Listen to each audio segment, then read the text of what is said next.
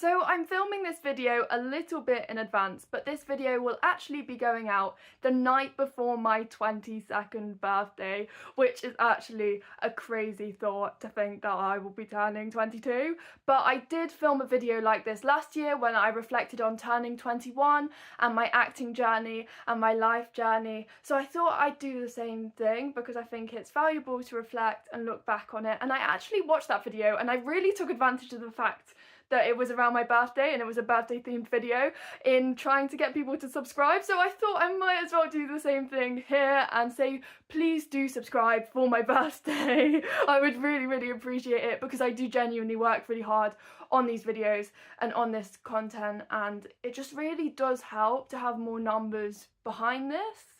And it does help me get other opportunities, so if you could subscribe I would really appreciate it. And let's chat about turning 22. So the first thing I would say is that actually acting wise I have achieved over the course of being 21 a lot of the things that I wanted to achieve in that period of time. Like I really wanted to get an agent and to be like getting auditions through an agent, working with an agent, and I managed to do that, and I thought that was quite an ambitious goal, so I'm glad to have achieved that. And I also wanted to do a lot more acting projects. I actually did my first bit of paid acting work when I was 21 as well. I actually did 2 projects that were paid. I filmed 4 different short films. I did 2 different theatre projects, and I didn't quite realise, I don't think, just the amount of projects that I'd done until I actually counted and looked back on it. But I think that's the most amount of projects that I've ever done in a year, so I'm really grateful for the opportunities that I've had, and I feel like I'm a completely different actor now. I really set out when I was 21 and like turning 21 to really try to be proactive and take those steps that I wanted to take to build the kind of career that I wanted to take. Like I wanted to have an agent so I can get in the room being a represented actor and all of that. So I'm really glad that I've taken those steps and I feel like I have progressed. And I also feel like every year I get to the point where I'm getting closer to turning a new age, and I feel like I've grown so much as a person that I feel like right now, I feel like, maybe this is like a weird thing to say, but I feel like I have like at least 22 years of life experience now, and I feel like the last year has really impacted me and really grown me. And some of the things that I feel like I've really implemented and learned is I've learned to compare myself less to the kind of journey of other people, because I feel like when I was turning 21 I was very much like, this is what other people have done age 21 and I want to hit this milestone at this age and this at this age. But like with this career, stuff can happen, and then also on the reverse of that, stuff can then not happen. Like people have their biggest roles of their career and then they don't work for the next 10 years. I've heard people tell those kind of stories. People win awards, then don't work for a year. That's just kind of how it works, and I want to be able to build a consistent career. Like I know there are some people who don't book work for ages until like their 30s, 40s, and then they're consistently working a lot and they're doing a lot bigger projects than people who did like a big project in their 20s and then didn't do much else. So I feel like I've just learned to really trust the process and know that the right projects, when they're happening, I will get them, and it's not in my control when those projects happen, but it's just about building a sustainable career around that. And then you feel more free to celebrate other people's wins and not compare yourself and not think, why could I not get in the room for that? Like you probably couldn't get in the room for that because they know that it's not the right kind of role for you, and like you will only get the right roles, and you've got to trust that like the casting people are professionals at what they do and they're selecting the right people into the right projects, and rejection therefore isn't a bad thing.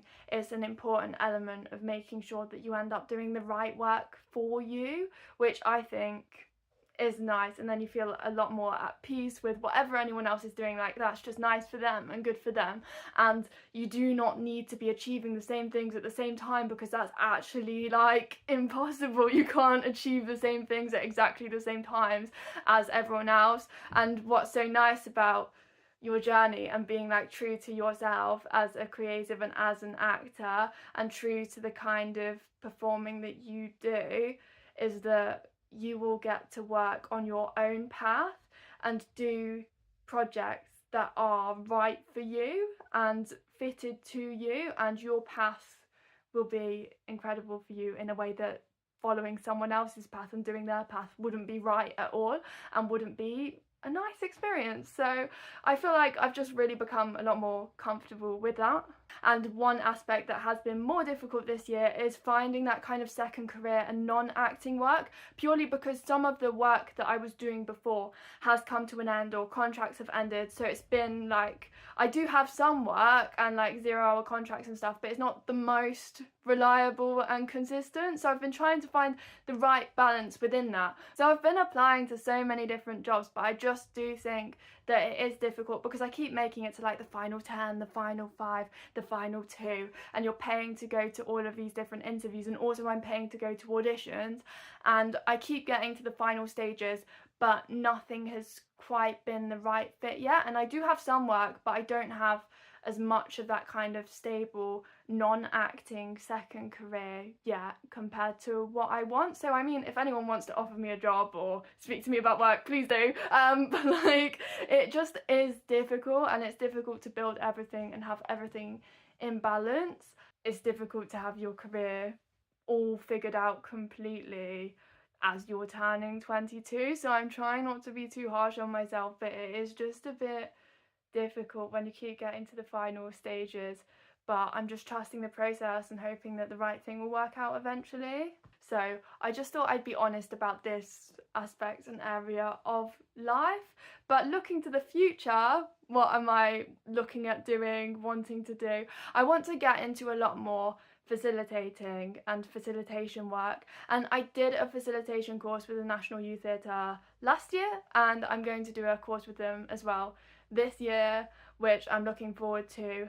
And also I'm looking at finding various different opportunities to shadow facilitation, because I think when you're in the room it can feel quite scary. Like, you can learn the theory about like safeguarding, how to manage a room, how to lead various different things, but like being in the room is a whole different thing. So I think that's something that I'm really working on wanting to get the experience doing. So also I've been thinking, I do a lot of different side things in the arts, like outside of direct acting, but like the kind of stuff that you put on your spotlight profile, like the various different skills, and I think it's difficult to balance them all at the same time. Like at the moment I would say I'm focusing mostly on my Spanish. Like I go to my Spanish group all the time and I'm trying to be like the most fluent I can be, and like I can sort of hold a conversation in Spanish. And I'm also working a lot on my singing and my acting through song and that kind of element, and I feel like I'm not losing so much sleep anymore over the singing element, and I feel a little bit more confident being able to sing in an audition. But I feel like some of the skills that I'd like to put potentially a bit more focus back into are my dance, because I did ballet and tap, and I'm just working on finding out how I can continue that. And also I would be interested in doing some other dance styles, like combining it with my Spanish, looking at different like Latin American dance styles like salsa, tango, because that's very much linked with the Spanish speaking community as well. So that would be something that I would be interested in doing. And also I play violin and double bass, but I haven't done that much of that recently, and I kind of miss playing in a full orchestra. I just feel like that's such a vibe, especially when I'm playing double bass.